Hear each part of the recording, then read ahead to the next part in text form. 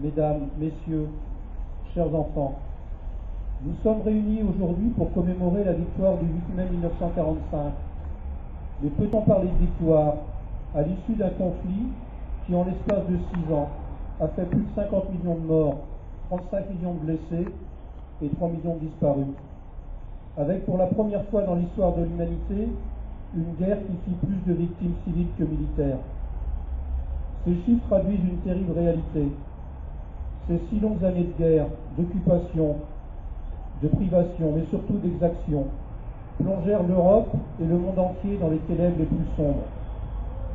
Certains jours, j'ai rêvé d'une gomme à effacer l'immondice humaine, écrivait Aragon.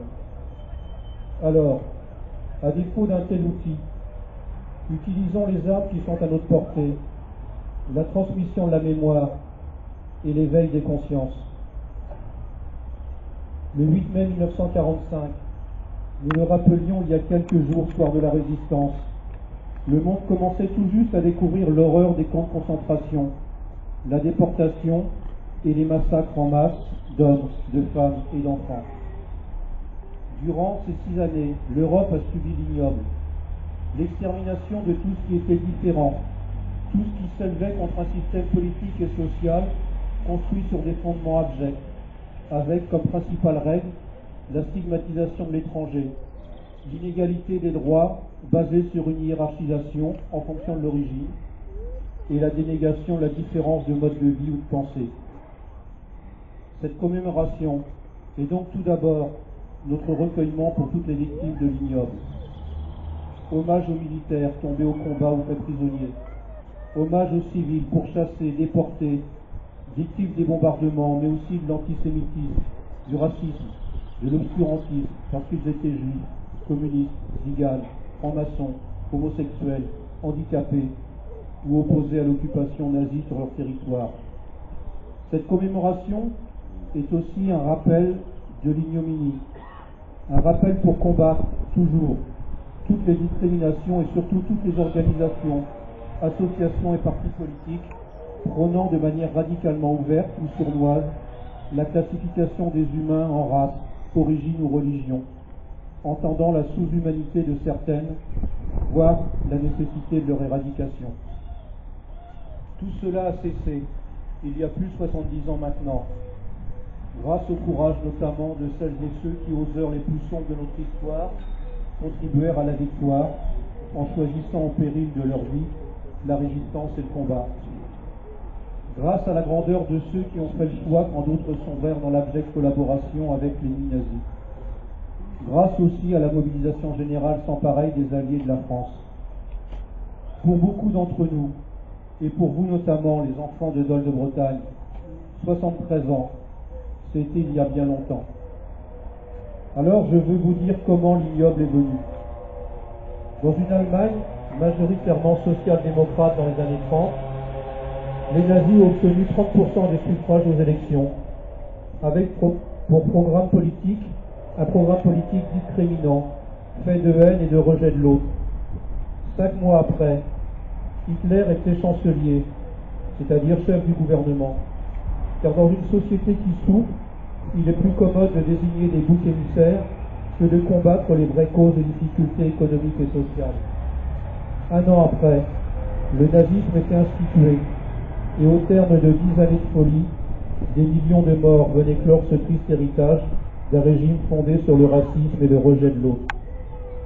En rappelant cela, au regard de l'actualité nationale et internationale, nous ressentons immédiatement la fragilité de la République qui nous unit.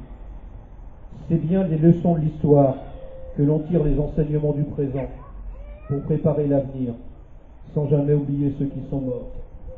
C'est à la jeunesse sacrifiée par la guerre il y a plus de 70 ans, à cette génération de combattants et de résistants, que nous devons notre liberté, la paix et notre pays tel que nous le connaissons aujourd'hui.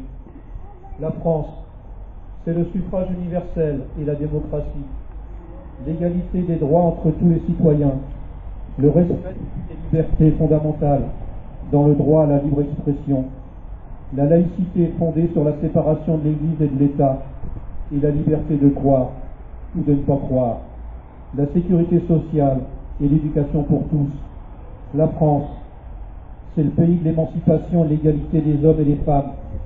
C'est la terre de refuge des victimes des dictatures et autres barbaries. C'est l'interdiction de l'esclavage. C'est la suppression de la peine de mort. Plus de 70 ans après l'ignoble, notre France paraît aujourd'hui une évidence pour beaucoup.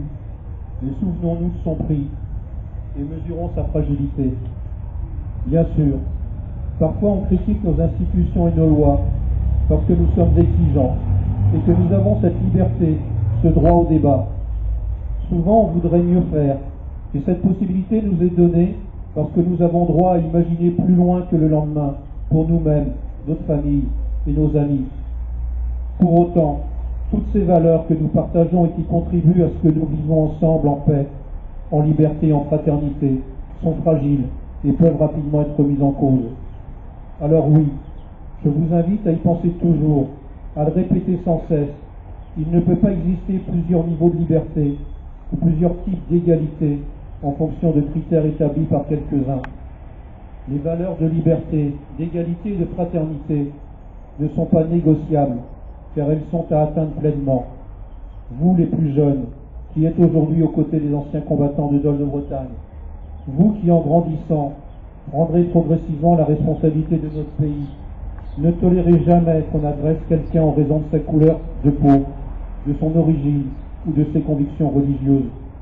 Soyez convaincus que l'engrenage de la haine commence lorsque nous rejetons l'autre parce qu'il est différent de nous. Agissez toujours. Soyez fiers d'être Français. Soyez dignes de nos aînés. Soyez reconnaissants envers celles et ceux qui nous ont défendus et qui nous défendent encore aujourd'hui en France et partout dans le monde. Aujourd'hui, cela fait 73 ans que nous vivons en paix et c'est la plus longue période sans guerre que nous connaissons sur ce continent. En unissant leur destinée à l'issue de ce funeste conflit, les principaux pays d'Europe ont constitué un espace de paix et de développement pour des millions d'hommes et de femmes. En effet, l'Europe, malgré ses défauts et des politiques parfois contestables, nous assure la paix. Que personne ne l'oublie jamais, y compris à l'heure où il est plus facile de la brocarder que de la défendre. À l'heure aussi où à ses frontières, et même en son sein, des conflits couvent qui peuvent à tout moment déboucher sur le pire. De cette paix chèrement acquise dont nous sommes tous collectivement les artisans et les héritiers, nous devons être fiers et heureux, et ce, à la veille du 9 mai, jour de la fête de l'Europe. En souvenir de ces millions de vies arrachées par cette guerre, il est de notre devoir de proclamer haut et fort notre engagement pour la paix et notre attachement à la construction européenne. C'est bien la responsabilité de chacune et chacun d'entre nous de faire que ces valeurs que nous partageons et qui contribuent à ce que nous vivions ensemble en paix, en liberté et en fraternité soient durables. C'est bien pour ne jamais oublier cela que nous sommes fiers des valeurs qui nous unissent et que nous chantons l'hymne national. Que ce lieu de mémoire, représenté par ce monument aux morts, a été conçu.